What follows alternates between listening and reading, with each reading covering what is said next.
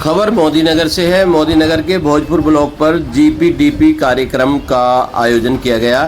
GPDP एक दिवसीय training में वक्ताओं ने अपने अपने विचार व्यक्त करते हुए बताया कि किस तरह से ग्राम पंचायत को सरकार मजबूत करना चाहती है और ग्राम पंचायत में महिला सभा, बाल सभा और ग्राम सभा की मीटिंगें कैसे होती हैं। इस कार्यक्रम की मुख्य अतिथि रही मोदीनगर की विधायक डॉक्टर मंजू सिवाच। डॉक्टर मंजू सिवाच ने कार्यक्रम का उद्घाटन किया। दीप प्रज्वलन के बाद जो पंचायत सहायक हैं उनकी समस्याओं के संबंध में उनका ज्ञापन लिया और उन्हें आश्वस्त किया कि जो भी उनकी समस्याएं हैं उन्हें सरकार तक पहुंचाकर उनका समाधान किया जाएगा। और इस मौके पर मंजू सिवाच ने क्या कहा, आइए सुनवाते हैं।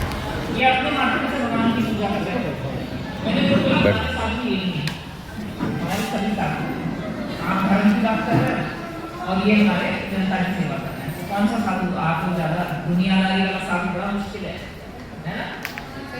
जब साधु जी को ऋषिकेश, हरिद्वार, मक्का, मदीना चले गए, दूसरे काम में चले गए ना। बच्चे की दिक्कत, बच्चा पढ़ा नहीं पढ़ा, बच्चा बदमाशी तो नहीं कर रहा, लड़की ट्रेन ले रही है, पत्नी क्या कर रही है, इनको कोई चिंता नहीं है।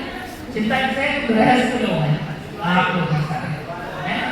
और अगर आप अपना काम जिम्मेदारी से करोगे तो जितना साधु बाबा लोग मेहनत कर रहे हैं ना भगवान को प्राप्त करने के, तो भगवान खुद आपको प्राप्त करेगा। समझ रहे हो। जो हम अपना काम अगर पूरे से करते हैं तो फिर किसी ज्यादा भगवान को ध्यान करने की जरूरत नहीं रहती। कर लो सुबह शाम, अच्छा रहता है, हमको शांति मिलती है और बहुत लंबी चौड़ी पूजा करने की जरूरत नहीं है। ठीक है। कहते हैं ना मेरे डॉक्टर जो है कल वहाँ नहीं, आप क्या करो शिवलिंग के दर्शन करने महाकालेश्वर। मैं कहा तुम तो बढ़िया, हम तो एक शिवलिंग के दर्शन कर पाए।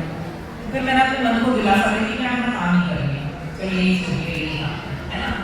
तो इसलिए आप लोग काम बड़ा इम्पोर्टेंट है। प्रधान जी लोग पढ़े लिखे भी हो सकते हैं, बिना पढ़े लिखे भी हो सकते हैं, एमएलए पढ़ा लिखा भी हो सकता है, भी हो सकता है, क्योंकि जनप्रतिनिधि के लिए कोई क्वालिफिकेशन नहीं है। लेकिन वो जो नेता लोग हैं, एक नेता लोग हैं वो कंप्यूटर का काम नहीं कर सकते। मेरे को भी इतना अच्छा नहीं आता, ये वाला नेता तो आता है, मेरे को नहीं आता। मतलब मैं फोन चलाने में कंप्यूटर का जो बेसिक फोन है वो कर सकती हूँ, लेकिन कंप्यूटर चला के नोट्स लिखूँ उतना मैं नहीं कर सकती। तो वो आप करोगे अगर आपने किसी विधवा को पेंशन दिला दी, किसी बुजुर्ग माता जी को पेंशन दिला दी, किसी दिव्यांग को कुर्सी दिला दी, मुझे लगता है उससे बड़ा और जितने ऑफिसर और आप लोग भी हैं, है ना, आप लोग भी हैं जितने, अगर आप हम मतलब बेसिकली गाँव में तो गाँव जैसे रहेगा, तो गाँव वाला गाँव जैसे रहेगा। सेकंड क्लास सिटीजन क्यों बना रहे गाँव वाले को? मोदी जी और सरकार तो ये चाहते हैं गाँव वाला भी बिल्कुल शहर वाले के बराबर है। कब बराबरी आएगी? क्यों इतना सारा इंटरनेट वहाँ तक फैलाया कि वहाँ तक वाईफाई हो, कोई भी इंफॉर्मेशन लेनी है तुरंत पहुँच रहे हैं, साफ सुथरे होगा, सफाई की जिम्मेदारी है ना, सुविधाएं। तो हमारे यहाँ के वैसे गाँव तो फिर भी बहुत अच्छे हैं, लेकिन आप लोग मेहनत करेंगे तो और भी अच्छे होंगे। और आप लोगों की मेहनत से, आपके इंटेलिजेंट थॉट से, जो हमारे जो पंचायत सहायक और उनकी सहायक हैं, हमारी लाइब्रेरीज बनी, लाइब्रेरीज मेंटेन होंगी, लाइब्रेरीज में कंप्यूटर लग गए, कई गाँव में मैंने देखा बहुत अच्छे अच्छे कॉन्फ्रेंस हॉल बन गए। तो वो आपके विचारों से बने, प्रधान जी को पैसा देंगे, है ना, आप विचार लाएंगे, बनाएंगे, तो वो बच्चों को कितना लाभ देते हैं।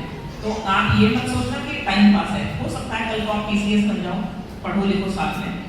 हम लोग भी जब डॉक्टरी करते हैं तो पीजी एग्जाम के लिए ना हल्की पोस्टिंग ले लेते हैं कि थोड़ा बहुत काम कर लेंगे, फिर रात को पढ़ते रहेंगे, फिर पता चला डॉक्टर बन गए, कोई आईएएस निकल गया।